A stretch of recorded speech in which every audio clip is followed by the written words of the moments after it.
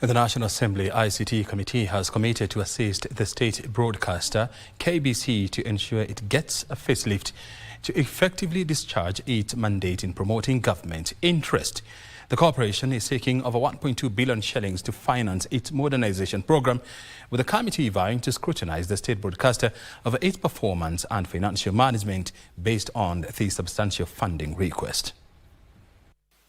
The Kenya Broadcasting Corporation Management, led by the Managing Director Agnes Kalechai and the Ministry of ICT and Digital Economy on Thursday, appeared before the ICT Committee. Among the issues submitted were rationalizing vehicle procurement, expanding coverage, and revamping its infrastructure. In its submission, KBC requested for 450 million shillings for Studio Mashinani project, 425 million shillings for the migration of medium wave to FM, and 360 million shillings for the procurement of modern equipment. To admit working from a zero-sum approach. Indeed, that is exactly what we will do, because we can only plan. We can only plan with what we have. So if we have zero, we have to work towards zero. But we are hoping that we should be able to convince Treasury for some of the most necessary funding that we need. Best case scenario is we get 100% of our request, because for the personnel emolument, it's a very emotive thing, and also to comply with the labor standards.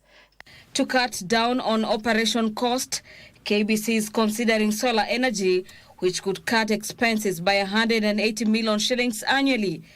We are taking to Cabinet a memo requesting that internet be classified as a vital and essential service, so that it is exempt from all this business of county government's where it lives. Some members of parliament criticized KBC's content and visual quality, arguing that the world has moved beyond soft diplomacy and calling for a facelift. Do not think of the old model and the traditional model of broadcast. Take your time, because you've only got one go at this.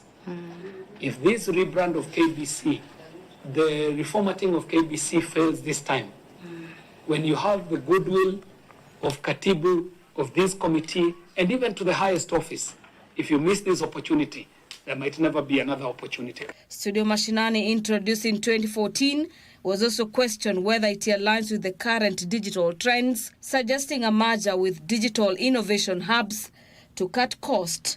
The Principal Secretary in the State Department of Broadcasting and Telecommunications, Professor Edward Kisiangani, welcomed the suggestion, assuring the committee that restructuring would be considered. Now time has come for us in terms of budgeting to move money from those sectors that used to take a lot of money in the 70s and the 80s, 2000, and now give massive resources to this sector so that it can help run the economy. With one of restructuring, maybe funding would really help the organization so that we can structure and have a workforce that we can comfortably afford. Despite KBC's funding requests, members of parliament demanded firm assurances that investment would yield returns, urging KBC to cover unique identity in the media space. For Prime Edition, I'm Gladys Mongai.